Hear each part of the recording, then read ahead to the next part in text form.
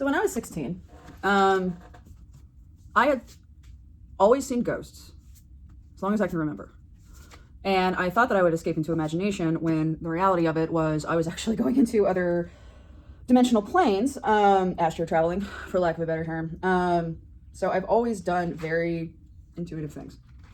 When I was 16, I was a strange child, and I think I graduated from thinking that the library was cool to thinking that the Barnes & Noble in Florence, Kentucky was the place to fucking be. I assume because I had money. I've been working since I was 13. And I gravitated to two sections of that bookstore, the human sexuality section and the metaphysical section. Yeah, I'm not a fucking Scorpio. So, I don't know if my local library had this, but I think definitely started studying witchcraft at a young age, and I do believe that is where I discovered the existence of tarot.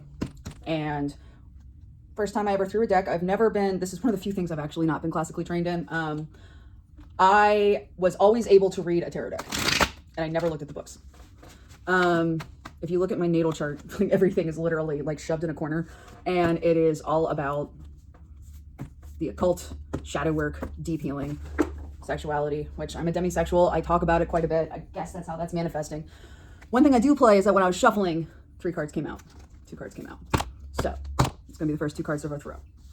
And I'm going to be doing a simple 3-card spread. All right. So what this is a little take on stuff that was going around social media for a while that I'm doing a version of with a video.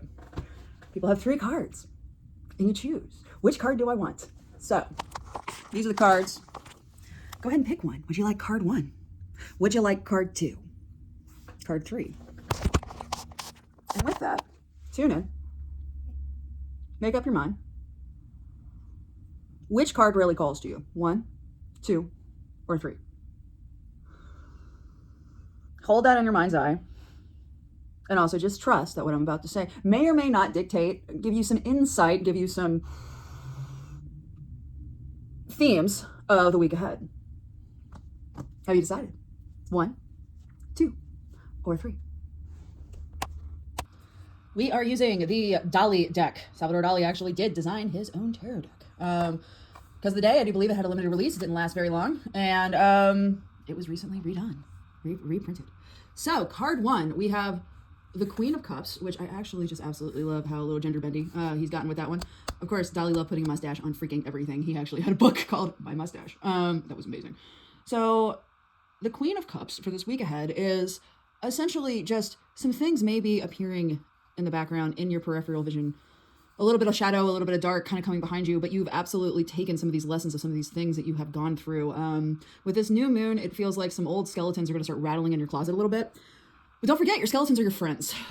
They can be. And these are skeletons that you absolutely know how to use.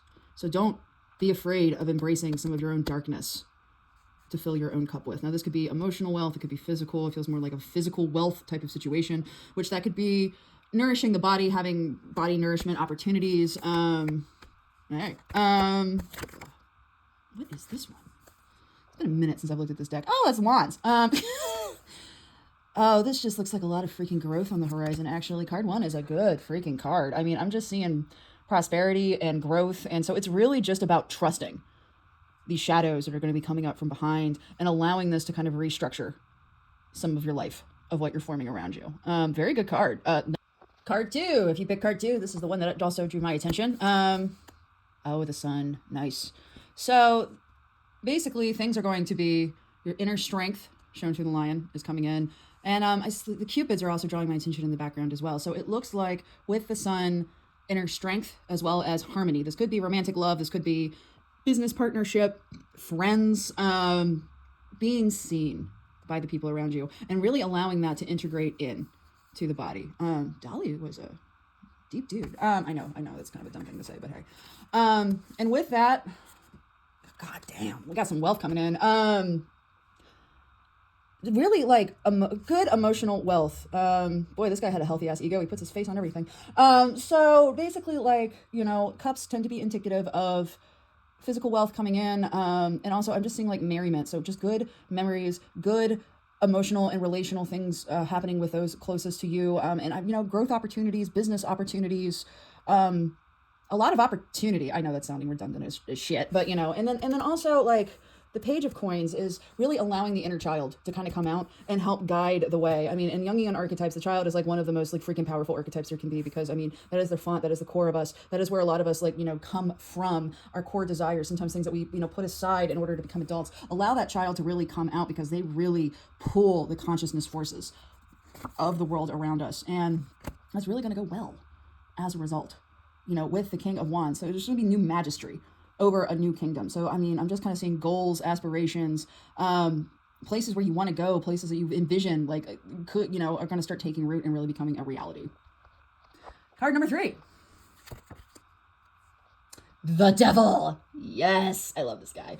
The Devil is not, actually, Dolly did a fantastic job with this. The Devil is not a creature of evil. The Devil is a creature of your deepest desires and of transformation, as shown here by the butterfly. The butterfly is still attached to the stick, so you are in absolute control of the transformational process in which you are undergoing. And it's going to take a level of trust as stepping off the cliff. And trusting the butterfly is going to absolutely lift you up into the next phase and place of your life that you want to be. So this is very much like spiritual evolution vibes coming in with card number 3.